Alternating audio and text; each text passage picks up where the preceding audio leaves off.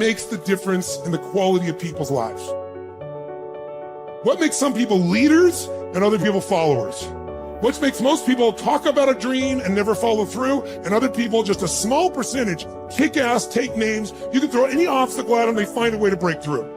What's the difference? It's not talent, it's not skill, it's hunger.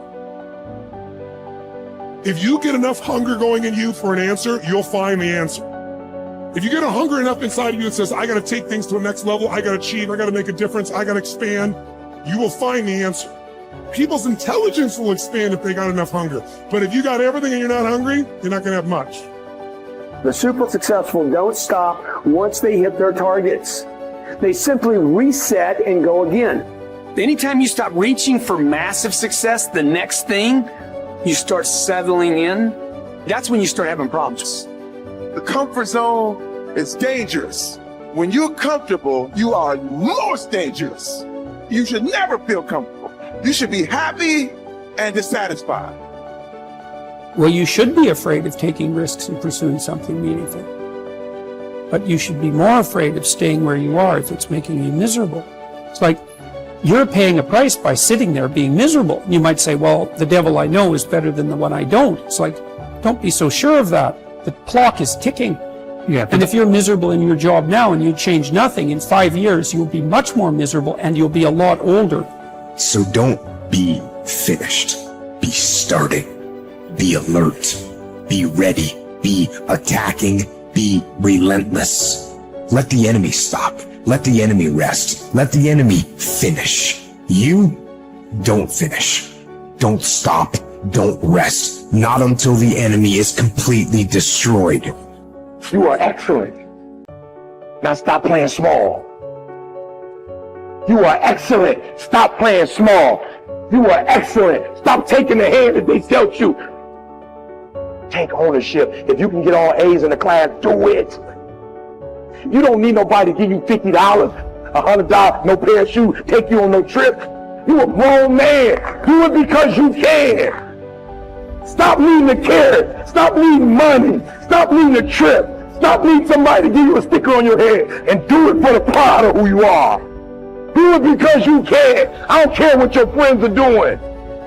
When you leave, what you fighting for? What's your legacy? What you gonna do? You say you a champ, but do you practice like a champ? You say you a champ, do you fight like a champ? You say you a champ, do you have the mentality of a champ?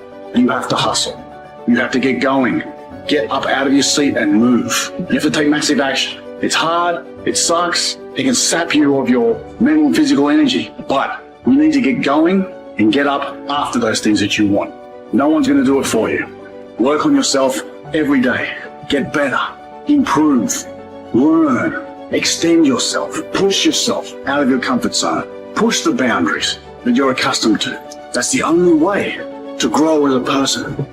If you look at all the successful people in the world, one common thread between all of them is that they've all hustled. They've all gotten to work, gotten busy. The gap between here and your ultimate life is action. That's the link. You have to hustle. You have to get out there and do what's required. What excuse do you have? What reason do you have not to? Turn this video off, get out there and get to work. One of the things you have to understand about life is everything changes and everything ends. And that kind of sounds heavy on the front end, but it's a truth. If everything changes and everything ends, number one, it should make you appreciate what you have right now. And then my view is what's next is always better. If I make it so, it's my job to make it so. And so I think, for me, I look at it and say, when you said genius is a young man's game, I think that's total bullshit. I think passion is the genesis of genius. If you've got enough passion, you're gonna find answers nobody else does. But most people run out of fuel, meaning they get tired, they get exhausted, they get burnt out, they get, the law of familiarity. They're around something so much they take it a little bit for granted.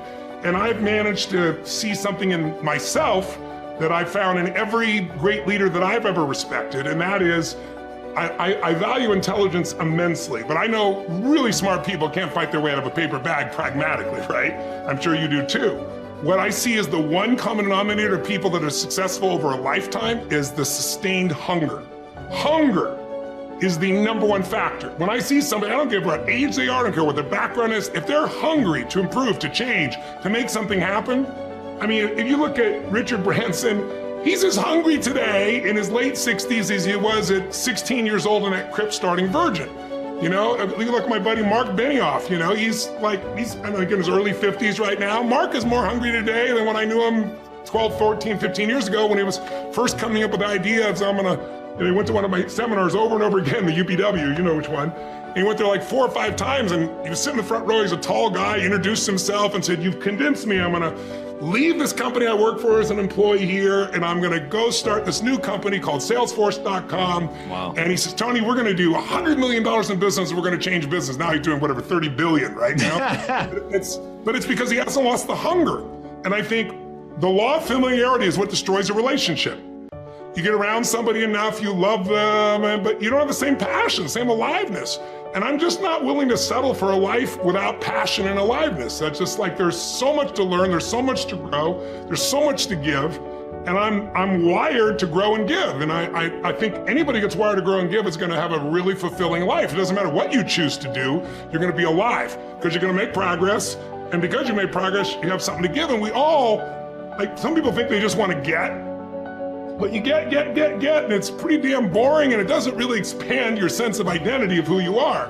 But if you're constantly growing and then taking what you learn, you're so excited about it, you share with other people and their life gets better, whether that be software you make or dresses you design or, you know, something you do in the health space that really gets people to enjoy their food while they're eating well. If you have those passions and you keep growing, there's no limit. It doesn't matter what happens in the short term with a pandemic or with a drop in the economy or whatever the case may be. These are all temporary when you realize life is lived in decades, not in days. There are no right things to do in life. If you choose something and put everything that you have into it, it'll become a great thing. Is it the right thing? Is it the best thing? When you say, is it the right thing? What you're asking is it the best thing to do in life? There is no best thing to do in life. Anything that you take up, and if you put your heart and soul into it, it becomes a great thing. Is it the best thing? No. Then what is the best thing? There is no such thing. There's really no such thing. Why are you not passionate about everything in the existence? You're only passionate about one thing means what? You're constipated. That's what it means. So, see, idiots do things that they don't like to do, suffer for their whole life because they think it's needed, or they think it's their duty. Intelligent people do what they love to do. They enjoy their life to some extent. But a genius learns to do what is needed joyfully. That's when your genius flowers, because it's no more about you. Now there's a limitless way of looking at life. So every aspect of this rally, or many other things we have done, I don't even have to tell people that this must happen, this must happen, this must happen. A few things, yes. The rest of it, I just make it up in my mind. I know it must happen. And it will happen. Not because I'm exercising my will over the world, because I'm just fulfilling the will of the world, that's all.